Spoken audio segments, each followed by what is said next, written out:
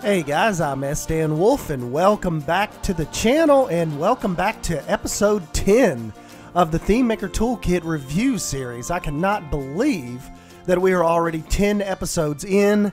We're already 1,200 items strong on the Thememaker Toolkit workshop, and you know, I know that there's I can assure you, like a lot of people I've noticed on Reddit and have been asking, like they're saying my game's crap, like my game won't load, it stays on the Cobra screen for like 20 minutes. Mine is actually doing that as well, so you know, don't think it's just you. But as with speaking with Shantae, and I think maybe even Stags was mentioning it to Stags. It is a tricky monster they are working with, but now that the holidays are over, they have assured us that everybody's back in the office and they're trying to figure out what is causing such massive hang up when you have the Thememaker Toolkit items installed, because everybody's fix has been to, you know, uninstall your toolkit items, and the Cobra screen, everything appears to return back to normal. So we definitely think the lagging and the just that extended wait time to leave the black Cobra screen onto the main screen is absolutely Thememaker Toolkit related, but they are trying to come up with a fix with it. Like I said, it's a little bit of a doozy. Obviously something happened that they weren't expecting would happen as far as having to load these models and how it's affecting the load times. But just so you know, it's not just you, even me. A lot of times it's taken 10-15 minutes sometimes before I go into the main menu. So yes, it is not just a isolated incident. But I am not here to cry about my Thememaker Toolkit woes. I am here to show you guys some very, very awesome creations from my little community team here. You're going to hear a lot of familiar names because these guys are knocking it out of the park, and you might hear some new ones as well. So this feature, I've got models featured from Orion Max 81. I've got my buddy RedMyst. I've got my guy Deadeyeduck. We've got MaRedNebula. We've got Samplerocker this time. I've got Leafscott. We have got JS. We've got Aaron, and we've got Willibix. So this evening, I wanted to show you, hot off the presses, my buddy RedMyst. You know, he is always looking out for us in the model department. I've brought in remember my little arcade units I did here? My little Back to the Future, kind of like little arcade units. Well, RedMyst has got us some really cool units, starting with air hockey. Check this one out. Chief Beef air hockey, that is. Check that out. It's even got the little digital scoreboard. Chief Beef sliders. Really, really cool. Then we've got the arcade cabinet. Actually, we'll set these down right here. Let me place that. There we go. Coaster Quest. This is really cool. All the little buttons. Got the little speakers up here. Got the little wood backing. Really, really awesome job. Was not expecting this. As a matter of fact, he just kind of hit me up on Twitter maybe a couple hours ago and said, all right, man, I've been working secretly on this all week, but I want you guys to see these arcade units. I mean, check this out. It's got a little red Easter egg there. DLS, I'm thinking that's a little Delady Signer Easter egg. Really, really cool. Look at the look how intricate this is. Got the little paddles down here.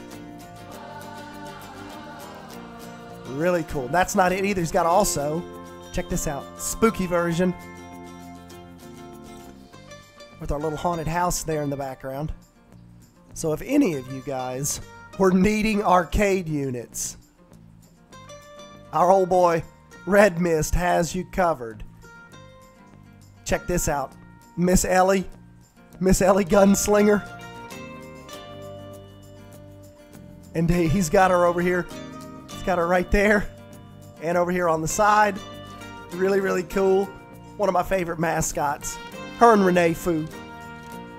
Got our bandit over here on this side. Is that not awesome? I wish the guests, you know, one thing that Super Fiend always hints on is the only thing that would make these cooler is if we could actually, if the guests could actually interact with them. That would be pretty epic. And let's see here. We've got Miss Ellie's Gunslinger. And the last thing that he's actually set us up with. Look, we've got some skee ball. It's got the little ball return rack here. Little digital board, Captain Lockjaw's cannon roll. This is pretty awesome. Got the Kraken over on this side. I am digging it. Awesome, awesome job, RedMyst. Really, really cool to have these as part of the collection now. Alright guys, up next, a real little quick one I wanted to show off. MaRedNebula has got us some really awesome popcorn signs. Now this is just her little one, but she has this is the 1 meter, she's got the 2 meter, then she has a really large 4 meter. So if any of you guys are doing any little popcorn shop facades, really, really cool if you could go pick that up, because she has done a stellar job on that. It'd be really cool if if Frontier could get us like a little popcorn shop, like a, you know, some kind of little mascot and little theme to actually go with that shop. I think would be really, really cool. Now next up, I have to give a big shout out to my buddy Deadeyeduck, who is absolutely knocking it out of the park with these Star Wars models. Now I know I showed the animated Stormtrooper in the last episode, but just to give you a sense of the collection here, these look incredible. It's got the turrets right here. I'm assuming too he's probably thinking about trying to work out some kind of animation on these, maybe where even the cannon swivels, the little turret swivels, have the troopers swivel with it. But just awesome job on that. Really, really awesome job on C-3PO. Oh my. And then also too, not Star Wars related, but Deadeye has got us these cutest little meerkats. Look at them. He even animated the little heads. So any of you guys, you know, doing your little zoo or your little sanctuary builds, Deadeye is actually really ramping up on our, you know, on our animal assets. But that is not the only piece of Star Wars he's got, because check it out. We've got the master himself. Master Yoda. Did that not import over awesome? Let's see if that lightsaber. I haven't tested this yet. Ah, yeah, it's got a really cool. Oh, C-3PO's eyes and the lightsaber. Awesome, awesome, awesome, Deadeye. Definitely keep the stellar Star Wars work coming. Like I said, I might have said it in the last episode, but Deadeye is making this very, very intriguing for maybe starting a, you know, once we actually have some vloggers get down into Galaxy's Edge and start filming it and doing walkthroughs, really, really making it intriguing on me to try to recreate Galaxy's Edge in Planet Coaster. So that might be a really cool summertime build. This coming up summer, as a matter of fact. And if you haven't seen it, Bob Iger, I'll link it. You'll probably see a little card pop up here in a sec. But Bob Iger kind of let it slip in a Barron's interview that Galaxy's Edge in Disneyland is supposed to be opening in June. So really, really cool news on that. Look for that video up there and let me know your thoughts on that. And awesome, awesome job, Deadeye, on your Star Wars assets. Alright guys, up next I wanted to show you a really quick piece by Orion Max 81, but if any of you guys are doing some throwback Jurassic Park builds, bam! He has got you set. very, very stellar model here. Really kind of fits in with the, I mean, just look how it seamlessly kind of transitions over. If you compare it to the Frontier provided Back to the Future sign. And then Orion's. Really, really cool. Really cool design on that. Like the texture. Like we said, fits in with that Planko. Fits in with that Planko type design. And he's got a little bit more of a smaller one. He's got like I think he calls it the petite Jurassic Park sign. So definitely hit Orion Max 81 up on the workshop and go grab you this sign, especially if you're planning any really cool Jurassic Park builds. Now where we're going next, we don't need any roads because Samplerocker has got us Doc. He's got us Doc Brown and he's got us Marty McFly. Do these little models not just scream from the 80s? Really, really cool. Even if you're doing like a Universal build and you want to have like a little fake, you know, Doc Brown meet and greet setup. Really, really cool. Awesome job on those, Samplerocker. Now up next, I have to give another shout out to our old boy Leafscott. Brought in two really stellar models. We've got Squirt. Got Squirt, dude. And also, he brought in, or he found a really cool, oops, let me get him up here, little Pumba model import. And, you know, I only brought two of these in because we've covered a lot of his before, but he is starting, maybe what we'll have to do is, maybe on the next video, I'll show you all of Leafscott's kind of his Disney collection. Like his Disney portfolio is growing huge as far as models that he's found out there online and has successfully been able to import them, you know, with the toolkit. So next time we'll break away for a minute and I will do we'll do a Leafscott Disney. Just kind of like a quick showcase, just so if any of you guys are having any Disney builds out there and need some of these models, Leafscott is quickly getting you covered. Next up, the little stuff like this I really appreciate. JS has got us construction warning little poles with little lamps on the top of them. And the lighting is actually recolorable.